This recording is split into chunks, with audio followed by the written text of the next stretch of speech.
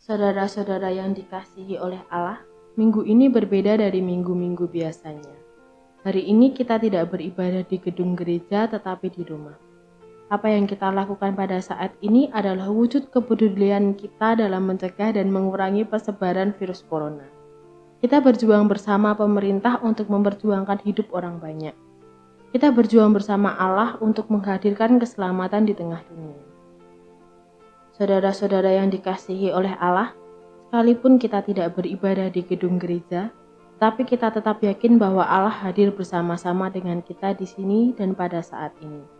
Tuhan Yesus berkata, "Sebab di mana ada 2 atau 3 orang berkumpul dalam namaku, di situ aku ada di tengah-tengah mereka." Matius 18 ayat 20. Biarlah kiranya rumah kita ini menjadi rumah bagi Tuhan. Dialah sang tuan rumah yang senantiasa melindungi keluarga kita.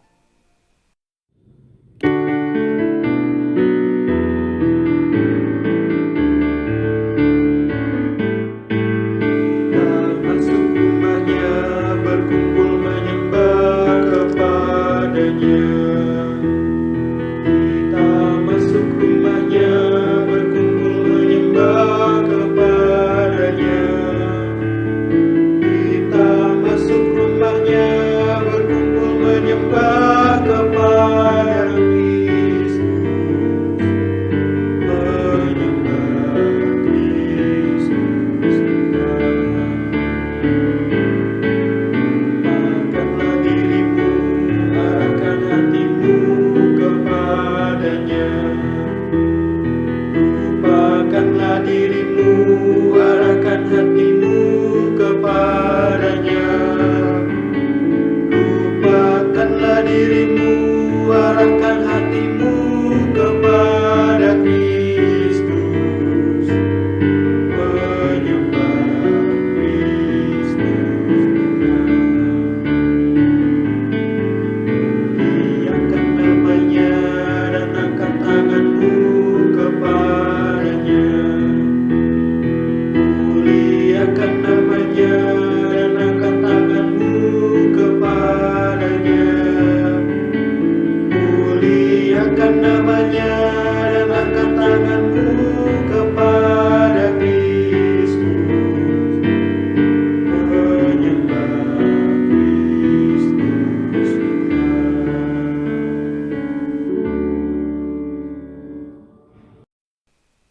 Kita masuki ibadah keluarga ini dengan pengakuan bahwa pertolongan kita adalah dari Tuhan yang menciptakan langit dan bumi.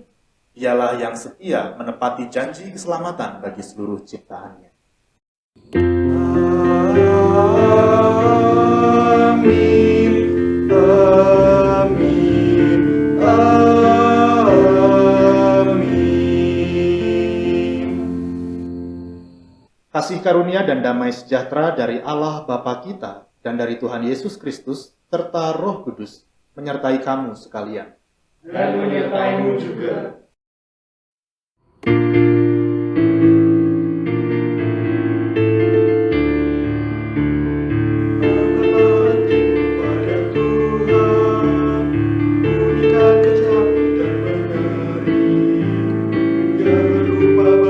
Persembahan, mari kawan ajak teman bersama menyembah. Sorak-sorak haleluya, mari mari mari nyanyilah. Pujilah Tuhan yang Maha Kudus, mari kawan ajak teman bernyanyilah terus.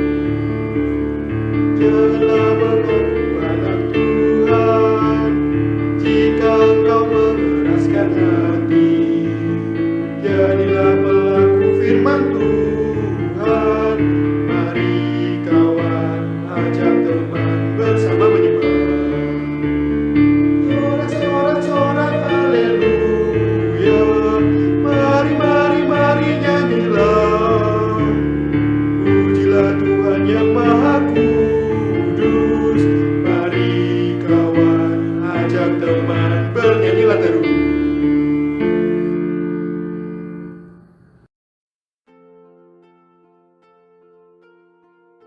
Saudara-saudara yang dikasihi oleh Allah, Dalam kehidupan kita sehari-hari, kita kerap berbuat dosa.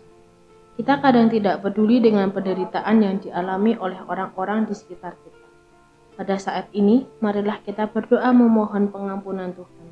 Kita berdoa, Ya Allah, kami menyadari bahwa kami kerap tidak peduli dengan orang-orang di sekitar kami. Kami ragu untuk bertindak. Kami takut bila kenyamanan kami terganggu. Ampunilah kami ya Allah, biarlah kiranya kami dapat memberitakan karya-Mu melalui kepedulian kami. Di dalam nama Tuhan Yesus Kristus kami naikkan doa pengakuan dosa ini. Amin.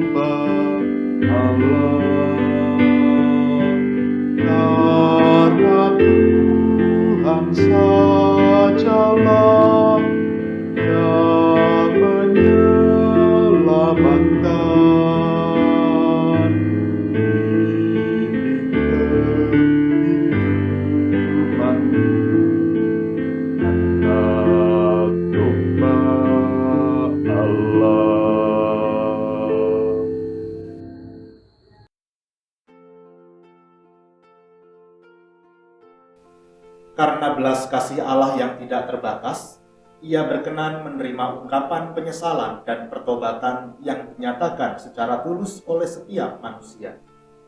Allah menuntun semua orang yang sudah diampuni untuk masuk ke dalam hidup baru. Firman-Nya, sebab kamu telah dibeli dan harganya telah lunas dibayar. Karena itu muliakanlah Allah dengan tubuhmu. 1 Korintus pasal 6 ayat 20. Demikianlah berita anugerah dari Tuhan. Syukur kepada Allah. Bersukacitalah dalam Tuhan. Pandanglah Kristus di atas salibnya. Dan hiduplah dalam damai dengan setiap orang di sekitarmu. Damai Kristus beserta keluarga kita.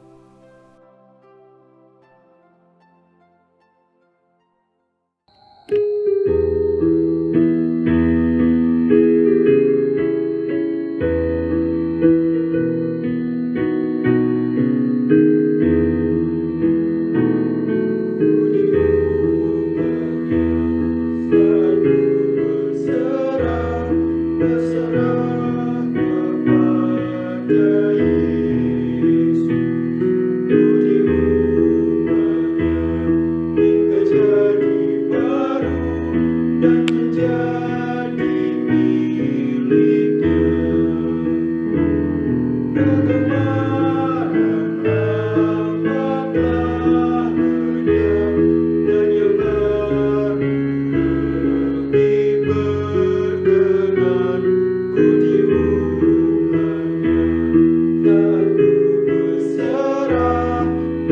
menjadi miliknya.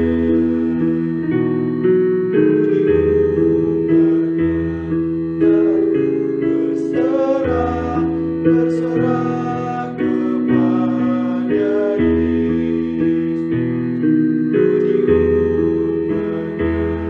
ikat jadi baru dan menjadi miliknya. Kegemaran lama telah lenyap dan yang baru lebih berkenan. Puji umatnya, saat ku berserah dan menjadi miliknya.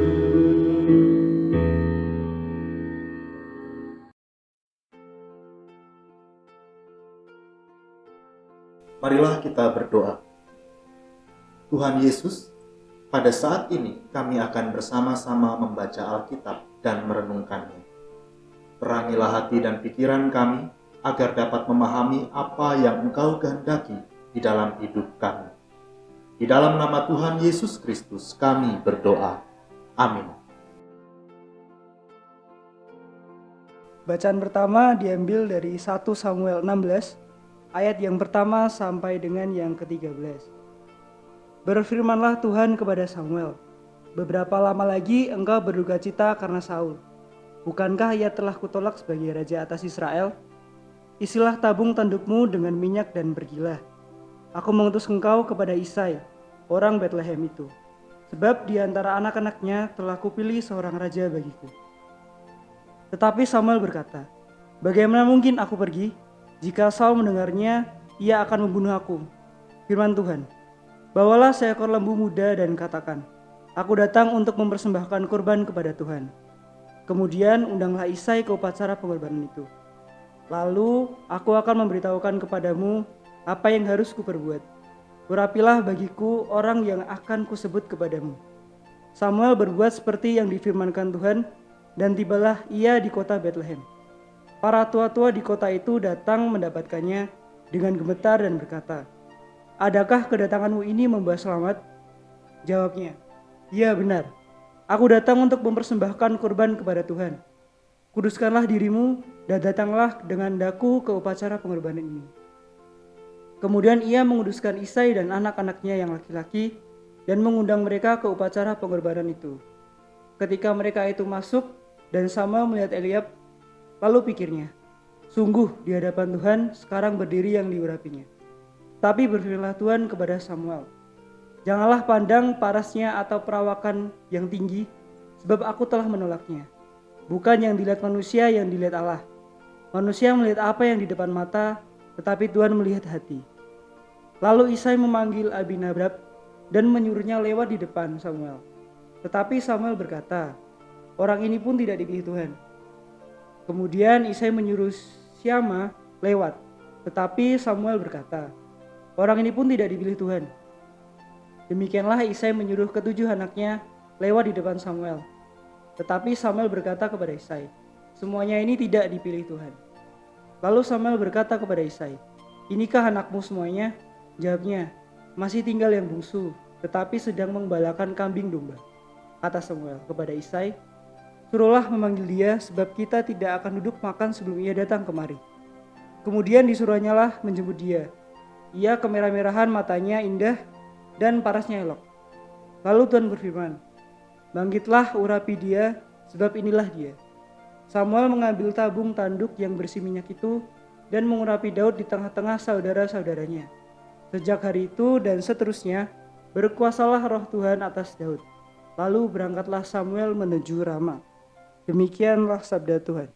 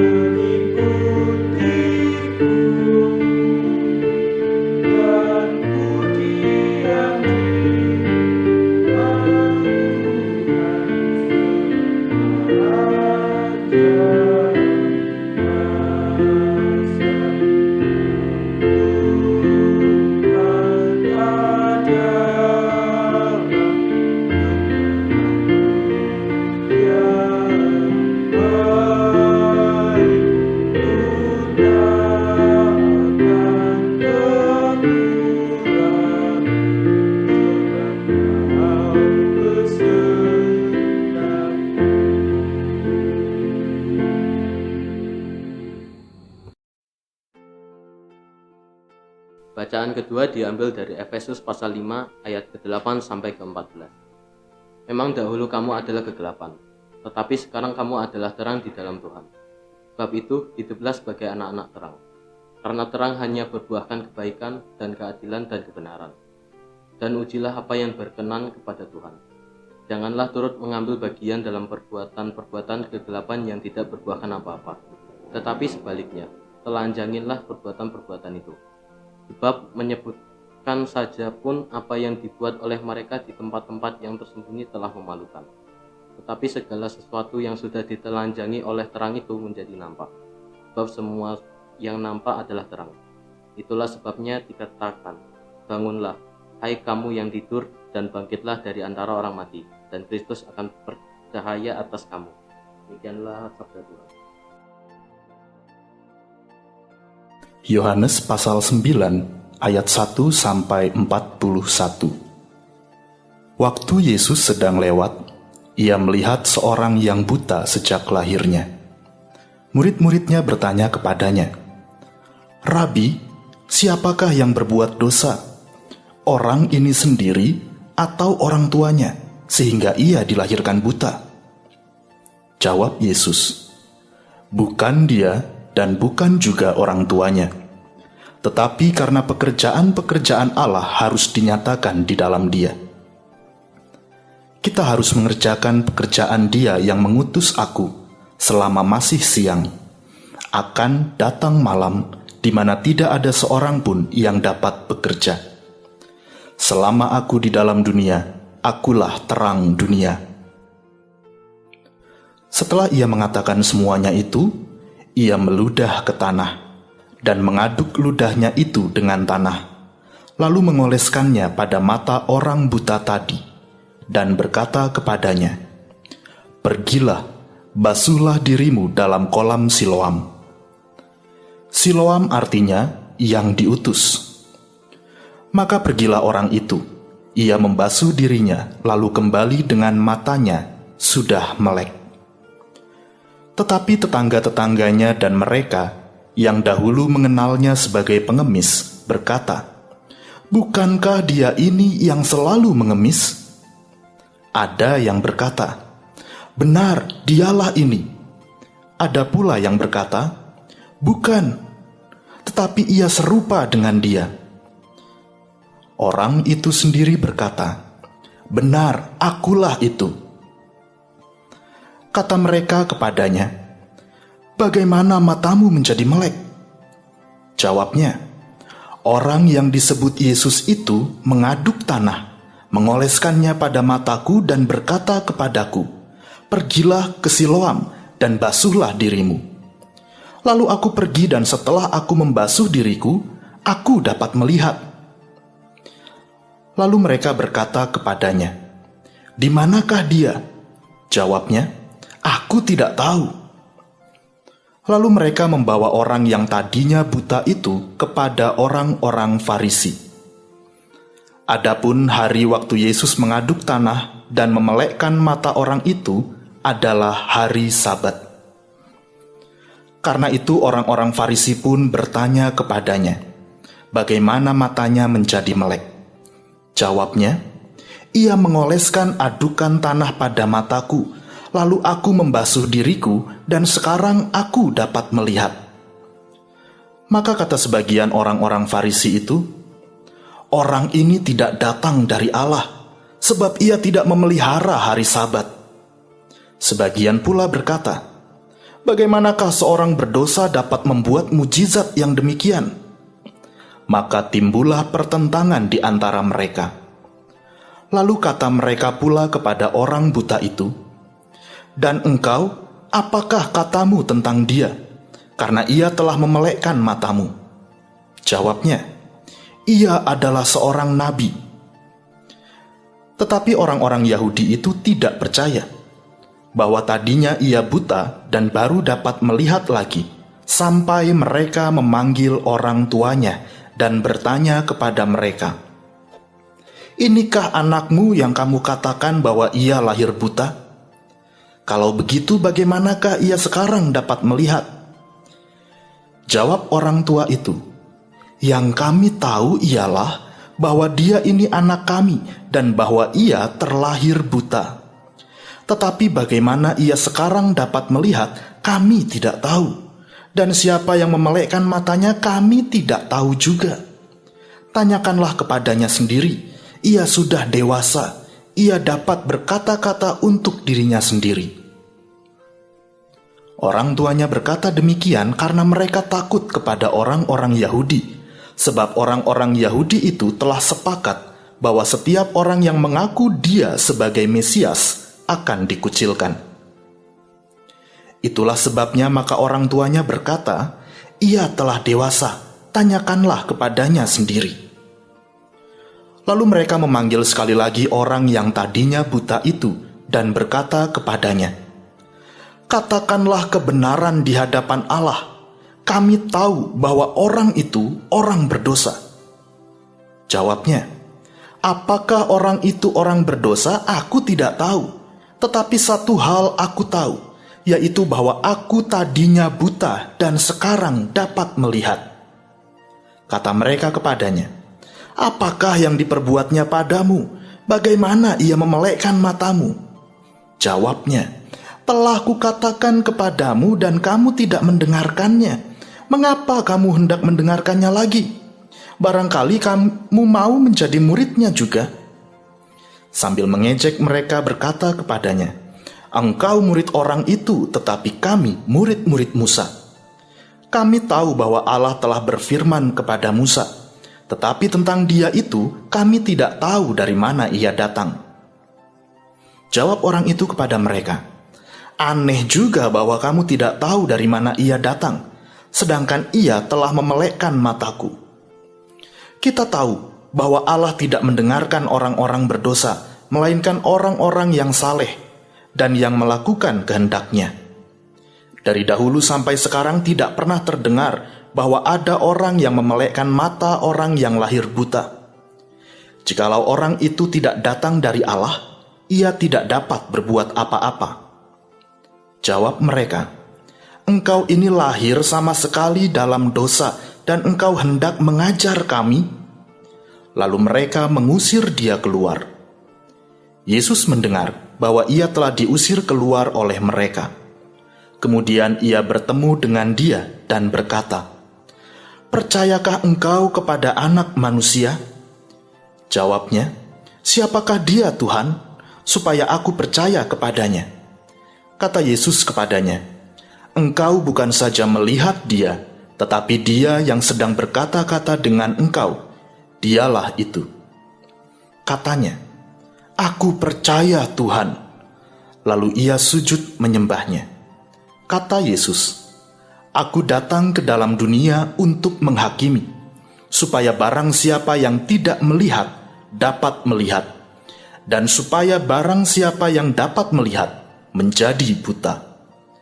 Kata-kata itu didengar oleh beberapa orang Farisi yang berada di situ, dan mereka berkata kepadanya, apakah itu berarti bahwa kami juga buta? Jawab Yesus kepada mereka, sekiranya kamu buta, kamu tidak berdosa. Tetapi karena kamu berkata, kami melihat, maka tetaplah dosamu. Demikianlah Injil Tuhan Yesus Kristus. Berbahagialah setiap orang yang mendengarkan sabda Tuhan dan yang setia memberlakukannya. Hosiana. Hosiana, Hosiana.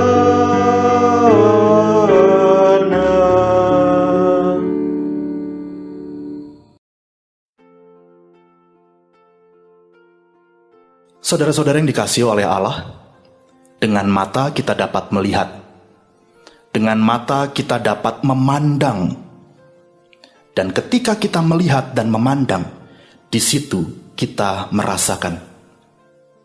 Beberapa waktu belakangan ini, pemandangan yang kita lihat baik di televisi, Facebook, Twitter, WhatsApp, semua adalah berita yang tidak menyenangkan. Wabah dari virus corona. Mata kita dipaksa untuk melihat bayang-bayang kematian yang tidak menyenangkan. mata kita dibuat tidak nyaman, hati dan pikiran kita menjadi tidak tenang. Apa yang bisa kita lihat selain ketidaknyamanan yang terjadi belakangan ini? Di dalam kitab Injil yang baru saja kita baca, kita melihat peristiwa penyembuhan seorang pengemis buta. Seorang yang buta adalah seorang yang memiliki keterbatasan, memiliki ketidaksempurnaan, memiliki kekurangan. Mereka diremehkan, dan bahkan tidak sedikit orang yang berprasangka, jangan-jangan orang yang buta ini adalah karena ia berdosa. Jangan-jangan karena dosanya itu ia dihukum oleh Allah. Jangan-jangan ini adalah akibat dosanya. Jangan-jangan ini adalah akibat dosa orang tuanya. Pertanyaan-pertanyaan tersebut muncul bila orang berpikir bahwa Allah sama seperti kita. Anda menyakiti saya, maka saya akan membalas menyakiti Anda. Kita berpikir bahwa Allah memberkati kita ketika kita berhasil, ketika kita memperoleh kekayaan, ketika kita memiliki karir yang terus menanjak, keluarga yang harmonis. Sementara ketika kita gagal, ketika hubungan kita dengan orang lain menjadi retak, ketika kita jatuh sakit, kita merasa bahwa jangan-jangan Allah sedang menghukum kita. Jangan-jangan ini akibat dari dosa kita, atau mungkin dosa orang tua kita. Tapi apakah benar demikian? Yesus mengatakan di dalam Yohanes pasal 9 ayat 3, bukan dia dan bukan juga orang tuanya, tetapi karena pekerjaan-pekerjaan Allah harus dinyatakan di dalam dia. Bagi Yesus setiap pribadi istimewa. Ketidaksempurnaan, kerapuhan, keringkihan justru menjadi ruang bagi Allah untuk berkarya. Saudara-saudara yang dikasihi oleh Allah, Yesus menyentuh pengemis buta itu dengan kasih yang mendalam, dan pada akhirnya memampukan pengemis itu untuk melihat, sekalipun Yesus menggunakan media yang dalam tanda petik menjijikkan, yaitu air ludah dan tanah. Yesus mengubah sesuatu yang menjijikkan menjadi berkat. Yesus mengubah sesuatu yang najis di mata orang menjadi media pemulihan. Yesus mengundang kita untuk mengalami pengalaman yang sama dengan pengemis buta. Kitalah pengemis buta itu. Kitalah yang sedang mengemis, memohon kemurahan Allah untuk dapat melihat karyanya di setiap peristiwa hidup kita.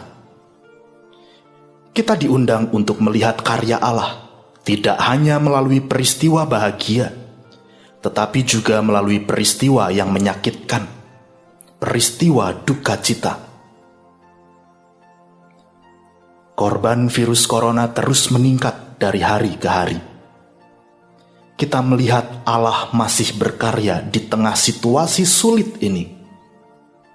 Allah berkarya melalui para tenaga medis yang telah merisikokan diri untuk memulihkan kondisi para pasien yang terpapar virus.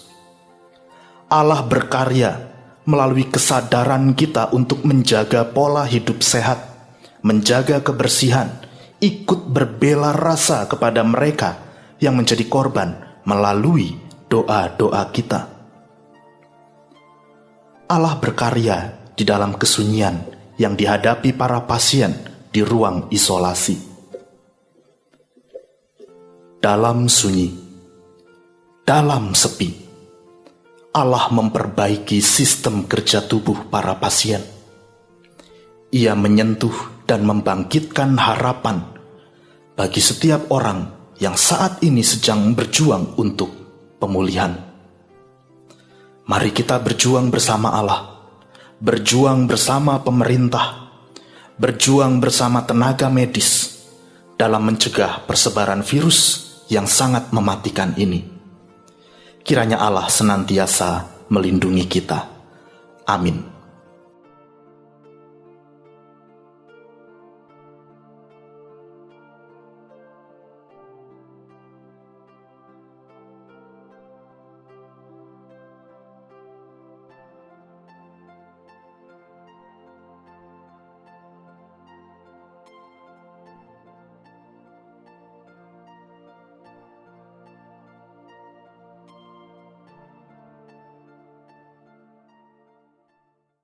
Bersama dengan umat Allah di sepanjang masa, mari kita ikrarkan dan kita teguhkan kembali akan apa yang kita imani dengan bersama mengucapkan pengakuan iman rasuli. Aku percaya kepada Allah, Bapa yang Maha Kuasa, Khalik langit dan bumi, dan kepada Yesus Kristus, anaknya yang tunggal Tuhan kita, yang dikandung dari Roh Kudus, lahir dari anak darah Maria, yang menderita sengsara di bawah pemerintahan Pontius Pilatus, disalibkan, mati dan dikuburkan, turun ke dalam kerajaan maut. Pada hari yang ketiga, bangkit pula dari antara orang mati, naik ke surga, duduk di sebelah kanan Allah, Bapa yang Maha Kuasa, dan dari sana ia akan datang untuk menghakimi orang yang hidup dan yang mati.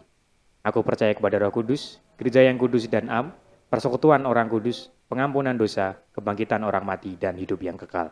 Amin.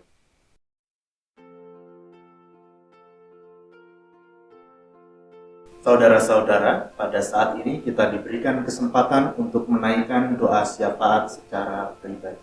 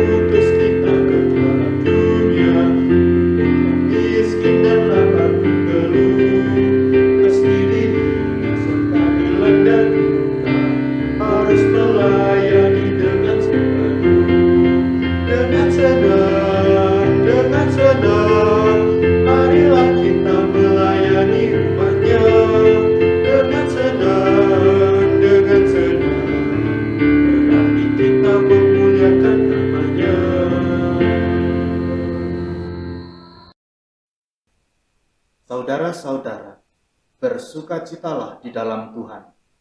Ia senantiasa berkarya di dalam hidup kita. Jalanilah hidup dalam rasa syukur dan setialah melakukan panggilannya. Arahkanlah hatimu kepada dunia. Kami mengarahkan hati kami kepada dunia, Jadilah sahabat bagi sesama. sebab kami rindu mempersaksikan Kristus, Terpujilah Allah Bapa, Anak, dan Roh Kudus. yang tidak pernah memisahkan kami dari kasih-Nya sekarang dan selama-lamanya. Terimalah berkat Tuhan. Kiranya kita dan seisi rumah kita terlindung dari mara bahaya, kemalangan, dan kesedihan. Kiranya kita dan seisi rumah kita memperoleh waktu bersama untuk berbagi cerita dan merayakan setiap peristiwa. Kiranya kita dan seisi rumah kita diberikan kesehatan, baik fisik maupun mental. Dan bila ternyata semua itu tidak kita alami, kiranya kita tetap merasakan kehadiran Allah Bapa, Anak, dan Roh Kudus yang tetap setia menemani langkah sepi kita, mengusap air mata kita, dan merangkul kesendirian kita. Bagi Dialah kemuliaan sampai selama-lamanya. Amin. Setia